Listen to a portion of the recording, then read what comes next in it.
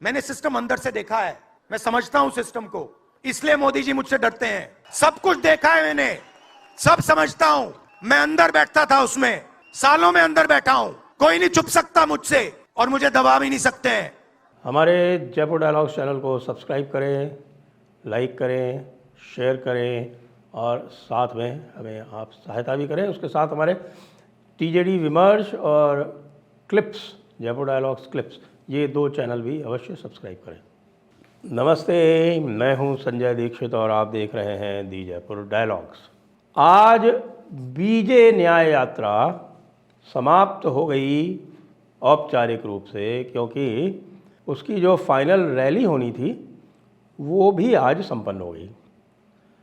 अब उसमें बहुत सारी बातें बोली गई, अब मैं क्या बताऊं। उसको सुनने से तो ये लगता है कि जो भाई लोग उसमें बोल रहे थे वो बार बार इलेक्टोरल बॉन्ड्स का उल्लेख कर रहे थे, लेकिन ये बात नहीं कर रहे थे कि इलेक्टोरल बॉन्ड का जो असली घोटाला है वो तो पता चल गया।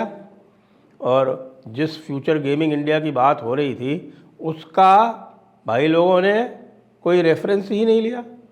वो आज भी वही बात कर रहे हैं जो कल कर रहे थे। यानी ये लोग अपडेट नहीं होते हैं, इनको जो बोलना होता है वो बोलते हैं। ख़ासतौर से प्रकाश अंबेडकर टाइप के लोग, यहाँ तक कि शरद पवार जो है वो भी वही घिसा पिटा रोना।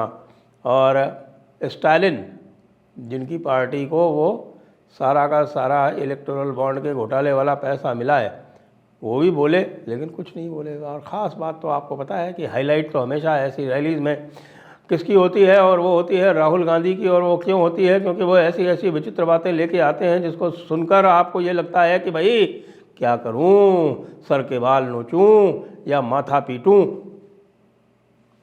वैसे आपकी आदत तो पड़ गई होगी मूर्खतापूर्ण बातें सुनने की, लेकिन आज जो कुछ कहा ना और साथ में जो कुछ हुआ, उन दोनों में थोड़ा सा कंट्रास्ट करिएगा, उनकी तुलना करिएगा और फिर निष्कर्ष निकालने का प्रयास कीजिएगा कि भाई ये बंदा आखिरकार करना क्या चाहता है। सबसे पहले तो कहते हैं कि भाई धारावी जो है वो इस देश का गौरव है।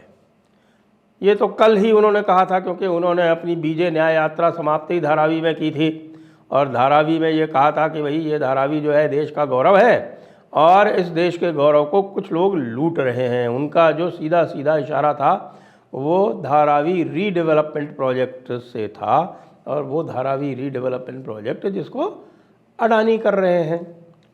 सीधे सीधे टेंडर से जीता हुआ मैटर है, लेकिन राहुल गांधी को तो भाई जहाँ अडानी उनको दिखे वहाँ उनको धारावी जो है वो दुनिया की सबसे बड़ी झोपड़पट्टी है, दुनिया का सबसे बड़ा स्लम है, और उसको कह रहे हैं कि ये देश का गौरव है। आज तो उससे भी आगे बढ़ गए। आज तो ये बोला, भाई लोगों, जो लोग भी कांग्रेस को वोट देना चाहते हैं वो अच्छी तरह से इसको सुन ले, समझ ले, गुन ले। क्यों? क्योंकि राहुल गांधी कह रहे हैं कि वो पूरे देश को धारावी बनाना चाहते हैं जी। और धारावी की तुलना चाइना के शेनज़ेन से कर रहे हैं और कह रहे हैं कि हम आपकी लड़ाई लड़ते रहेंगे। अब ये लड़ाई लड़ने वाली बात पर एक और जो चीज़ जो आज सूत्रों से क्या पता चली, बल्कि सभी को पता चल गई, और वो ये है कि भाई राहुल गांधी अमेठी से चुनाव नहीं लड़ेंगे। यानी धारावी की लड़ाई तो लड़ेंगे, लेकिन अमेठी जिन्होंने उनको 4 बार सांसद बनाया वहाँ से नहीं लड़ेंगे। वहाँ से लड़ेंगे तो हार जाएंगे, ये उनको अच्छी तरह से पता चल चुका है। तो केवल वायनाड से लड़ेंगे, क्योंकि वायनाड में वो भाई लोग मौजूद हैं, भाई जान लोग मौजूद हैं जिनसे उनको संतुष्टि मिलती है और जिनके ऊपर वो सोचते हैं कि उनको भरोसा कर लेना चाहिए, इसीलिए उनकी तरह से बात करते हैं। धारावी में भी बताया है कि 45% लोग भाईजान ही हैं। तो इसलिए अच्छा भाईजान लोग ही रीडेवलपमेंट प्रोजेक्ट का विरोध कर रहे हैं, क्योंकि रीडेवलपमेंट होने से धारावी में ये हो रहा है कि धारावी जो है वो एक कच्ची बस्ती झोपड़पट्टी से हटकर एक मुंबई शहर जो है उसका भाग लगने लगेगी, इसलिए उनको उसका विरोध है। क्योंकि जो बाकी जो सारे कार्य होते हैं ना, आप समझ रहे हैं किन कार्यों की बात कर रहा हूँ, जो बाकी सारे कार्य होते हैं वो झोपड़पट्टी में अधिक आसानी से हो जाते हैं। अब वहाँ पर मल्टी स्टोरीड बिल्डिंग बन जाएंगी, फ्लैट्स बन जाएंगे, तो काम मुश्किल हो जाएगा, वहाँ सोसाइटीज़ बन जाएंगी और सारी दिक्कतें आ जाएंगी, वहाँ पर रेगुलेशन हो जाएगा। इसलिए राहुल गांधी को अब पूरे देश को धारावी जैसी झोपड़पट्टी में बदलना है, ये तो उन्होंने आज वैसे ही घोषणा कर दी। लेकिन अमेठी को उन्होंने बहुत प्रयास किया, 2004 में वहाँ से जीते, फिर 9 में जीते, फिर 14 में जीते, 19 में उनको डर लगा तो वो दूसरी कॉन्स्टिट्यूंसी से लड़ लिए, अमेठी से हार गए। 4 बार के सांसद हैं भाई देश के। लेकिन लोग ये कहते हैं कि भाई अमेठी को भी उन्होंने कच्ची बस्ती में परिवर्तित करने का कोई भी प्रयास छोड़ा नहीं था, इसलिए उनका रिकॉर्ड है कि जहाँ जाएंगे वो धारावी जैसी ही स्थिति पैदा करेंगे। तो जो लोग अब धारावी जैसी स्थिति में रहना चाहते हैं उनको राहुल गांधी बहुत बहुत मुबारक। एक और वजह की बात आई, बताया कि रायबरेली से प्रियंका बिटिया जो हैं वो भी पिंड छुड़ा के भाग ली कि नहीं मैं नहीं लड़ूंगी। तो अब रायबरेली भी नहीं लड़ेंगे, अमेठी भी नहीं लड़ेंगे, सबसे बड़ी जो प्रदेश, सबसे बड़ा जो प्रदेश है जहाँ से 80 सीटें आती हैं वहाँ से एक भी सीट नहीं जीतेंगे। लेकिन मोदी जो है वो ईवीएम के कारण जीतेगा। एक बात और भी सामने आई है और जिसका हम पूरी तरह से स्वागत करते हैं, और ये है कि सुप्रिया श्रीनेत जो हैं उनको लड़ाया जाएगा अमेठी से।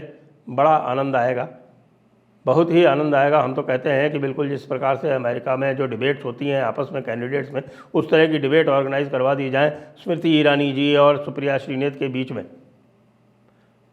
तो इस चुनाव का आनंद जो है वो 10 गुना हो जाएगा। दूसरे बता रहे हैं पवन खेड़ा को फ़ोन गया कि पवन खेड़ा जी हम आपको टिकट देना चाहते हैं। पवन खेड़ा जी बहुत प्रसन्न हो गए। पवन खेड़ा जी ने कहा कि हाँ बिल्कुल साहब, हम आपके बहुत आभारी हैं, लेकिन कहाँ से दे रहे हैं? कि आपको बनारस से लड़ना है।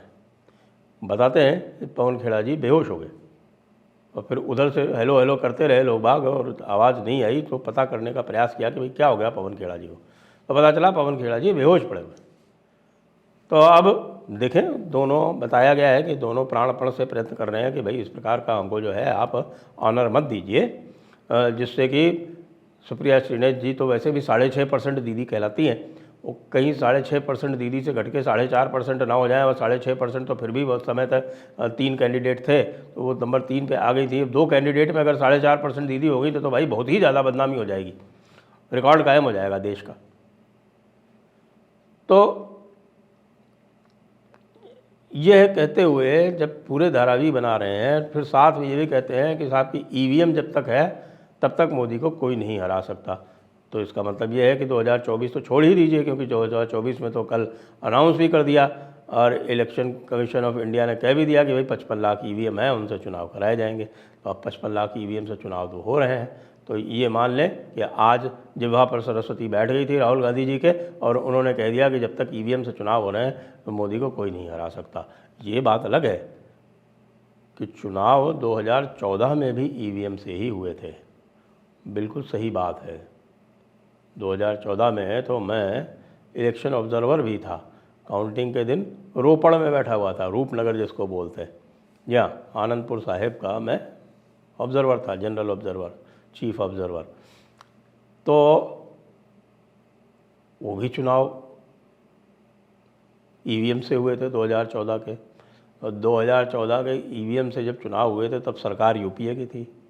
जो इलेक्शन कमिश्नर्स और जो चीफ इलेक्शन कमिश्नर थे वो यूपीए द्वारा अपॉइंटेड थे। तो भाई ये मोदी ने उस समय रिगिंग कैसे कर ली ये तो समझाइए, कैसे हो गई रिगिंग? उसके बाद भी कहते रहे साहब ईवीएम में गड़बड़ी है, ईवीएम में गड़बड़ी है। उसके बाद से पता नहीं कितने चुनाव जीत गए कांग्रेस वाले। कर्नाटका का भी जीत गए, आंध्रा तेलंगाना का भी जीत गए, हिमाचल का भी जीत गए। वहाँ गड़बड़ नहीं होती यार। मामला तो राहुल गांधी का नेक्स्ट लेवल का है। जीएसटी तो जब तक ना कहें तब तक तो काम चलता ही नहीं, आपको भी पता है।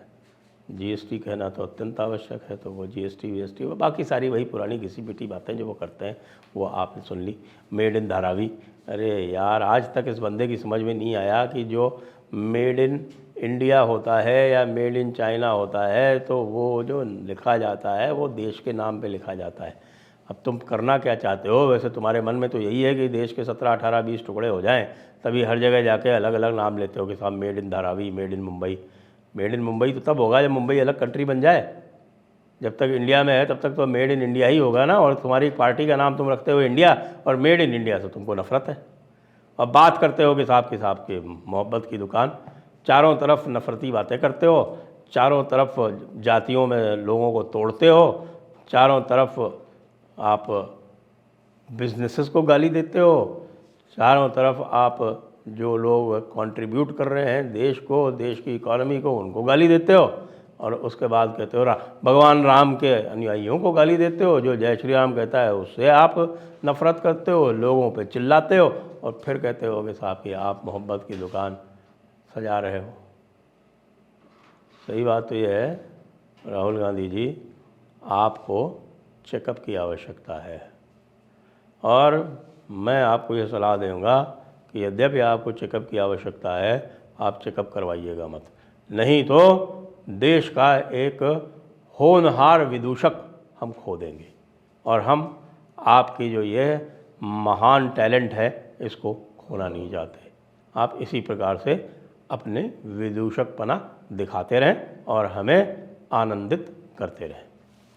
जय हिंद, जय भारत, वंदे मातरम।